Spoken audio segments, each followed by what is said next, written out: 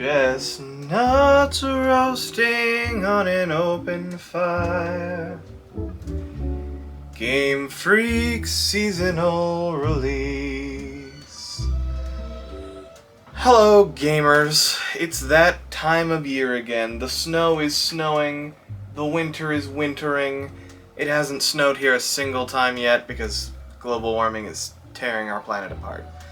But it's December, and that means it's time for Game Freak's seasonal release of the year. This time, it's a DLC. Let's talk about that.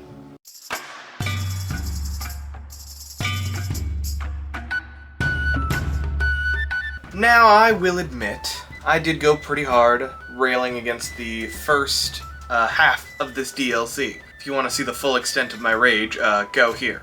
But I didn't think it was good. I didn't think the first one was good, and I made that vocal. And apparently, I was not in the minority with that opinion. I saw a lot of people agreeing with me, both in my comments and in the source material and comments of far bigger creators. So, I figured it was only fair, since we railed against the first one, to set some expectations for the second one, because I'm nothing if not a constructive critic, or at least I try to be. So, today I'm going to be talking about what needs to be in the Indigo disc for me to feel like my purchase of the two DLCs together for $35 American was worth it. Let's get into it.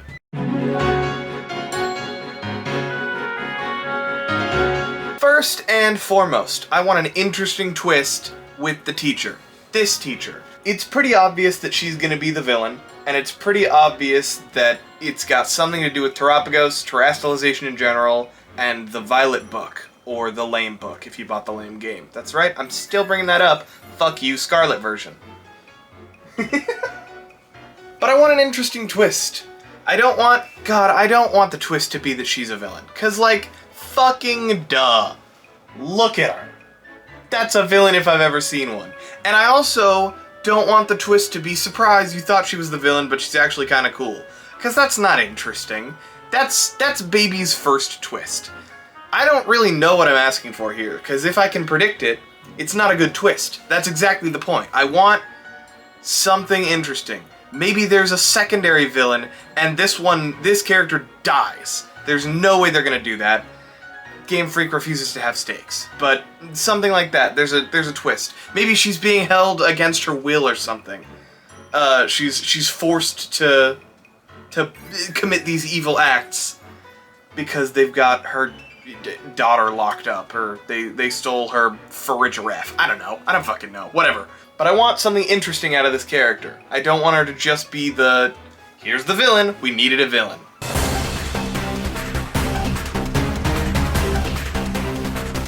Some interesting legendaries. These three suck. Does anyone disagree with me? Is there a single okie dokie stan?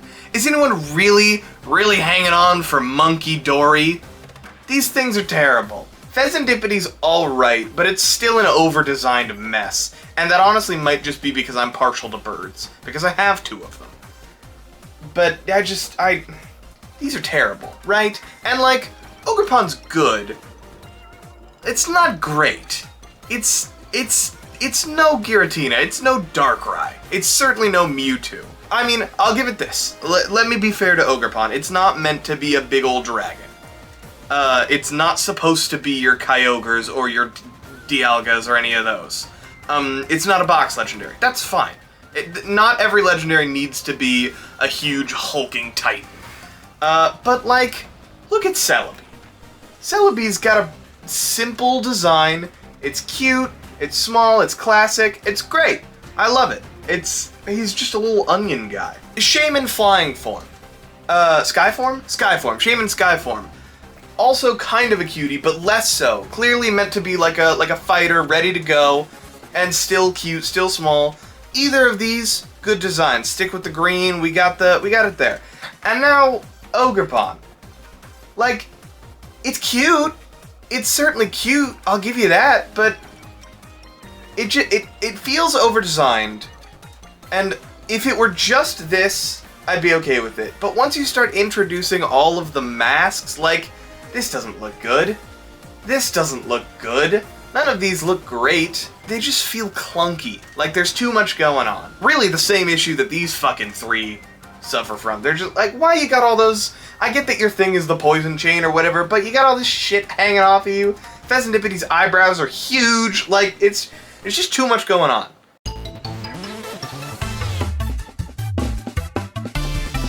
This bitch! My next suggestion. Hit Carmine with a bus. Yes, for real. I don't know if you need to hit her with a bus, but what I mean is we need a full flip on these two characters. We'll get to him in a second, but they need to make an appearance and their story needs to resolve, because goddammit, it is not resolved yet. And this bitch needs some fucking consequences and needs to be made aware that she sucks ass. I hate this character, and I hate that the game treats her as a protagonist and a hero. Not the protagonist, but a main, you know what I'm saying. Carmine sucks, and in the flip to that coin, this scene better pay off.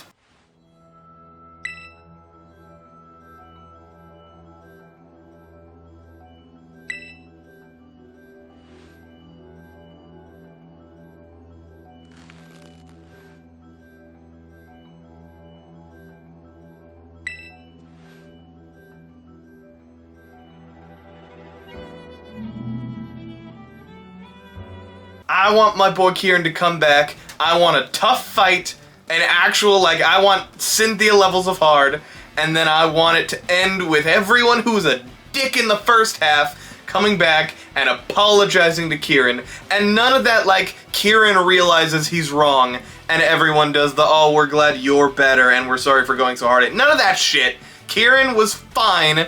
The only thing Kieran did wrong was not leave sooner.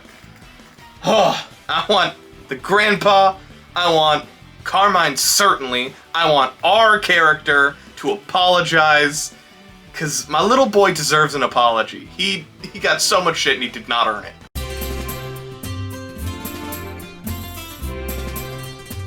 Hello. Regional variant. Let's get some more of those. Let's get some more of the, what did they call it? Put it here. That. More of that. The thing with Wiglet is what I mean. When two species evolve similarly, but are actually fully unrelated. This is the term they use. They're talking about Diglett and Wiglet, which are not related in any way, even though they look the same. These two. And these two. And the Wig Boys. And their big boys. More of this. Might I recommend... Creamtown! It's so easy. I understand that a bunch of people don't like this Pokemon because they're like, ugh, it's just a food or it's just an item. But, like, Magnemite. So that argument's dumb. Anyway, this would be such an easy one to do that splitting of evolutionary thing. You could just make him Chocolate. It's so easy. You could even do the similar name thing. Just Chocklish, Choclite, and Choclux. It's right there. This seems so obvious. This is more of a me thing, really. But the thing that's not more of a me thing is let's do more of those, like, parallel evolutions. And to zoom out a bit, let's get more new Pokemon in this DLC. 5 was not enough. The fact that I can count on my hands how many there were, including legendaries, is shitty. Let me make sure that's true. Matcha and Matcha Bigger. Diplin. The 3 shitty legendaries. The 1 alright legendary, and Ursaluna.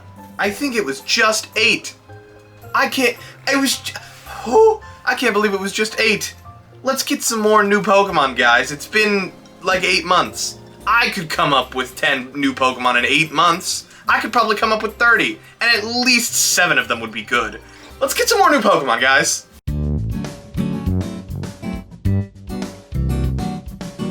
This is another personal thing, but can we get more Perrin? Perrin was so good in the first part. Perrin was the only good part of the first DLC, the first half of the DLC, and although her story has kind of resolved, and I don't know if I even want her to be given another, like, arc or another story beat, I would like to just see how she's doing.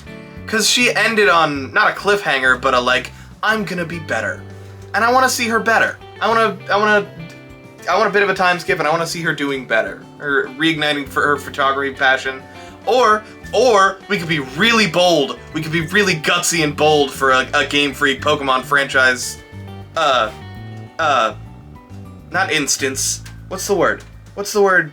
One thing. One game. Not property. I don't know what I'm saying. Fuck it. For this game, let's have an actual changing character. Not just like, ugh, I'm angsty and now I'm happy, or ugh, I'm against you and now I'm with you. But like, what if we see her and now she's an architect? Or I don't know, a butcher. My point is, what if she's found some new passion? And we get an actual, like, big growth from her. Like, you know what? I am gonna look for something that makes me happy, not just something that I was good at and kind of pressured into being good at. And we see her doing something totally new. That'd be a huge... I don't think that's ever happened in Pokemon. A character comes in with a bit, and then we see them later with a totally different bit. I don't think that's ever happened. Please correct me in the comments. But I'm thinking through characters that we see in multiple games that aren't just like Ruby, Sapphire, and then Emerald, but like characters that we see again. Like if Cynthia were different when you fight her in whichever Black and White. I think that's Black and White, isn't it? Yeah, whatever. Characters that you see recurringly in different games as having like changed. Anyway, more parent, please. Carnivine regional variant. This is 100% a me request. I know that no one is gonna have my back with this, but like, I like Carnivine. Carnivine's cool, and I want to see it do. I want to see different Nivine. I don't know. I don't have a concept for it, but I want to see, or maybe an evolution. Maybe Carnaweed. That could be cool. Just like a patch of grass, and then like hidden in the grass. Ooh, and then you could do something cool with like the tall grass, walking into the tall grass. I know we don't super do that as much anymore, but you could do a cool little nod back to like, ooh, here's a patch of tall grass. And then hidden in it is like the tall grass attacks you. That's such a good concept. That took me a minute. Come on, Game Freak. Anyway, Carnaweed. Maybe workshop the name a bit.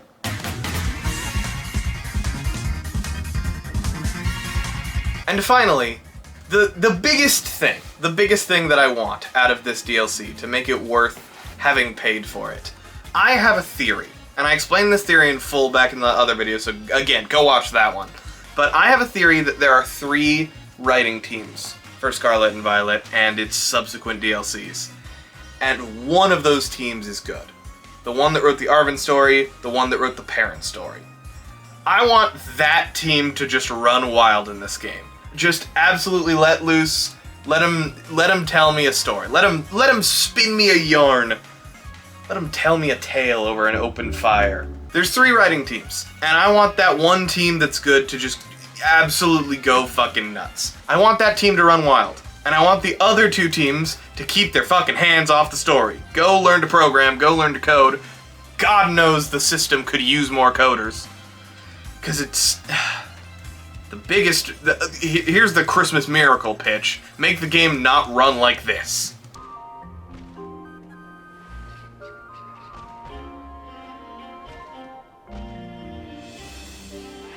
That'd be awesome. That's what I want for Christmas. You know what else I want for Christmas? I want you to subscribe to the Patreon. That's right! It's a Patreon plug! I'm taking after my buddy Danny, because he always has really interesting plugs. I don't know why I feel like spinning is just interesting. Go check out the Patreon. There's a podcast. There's bloopers. There's extended cuts of videos. There's probably something for this video. Maybe all the bits that didn't make it in.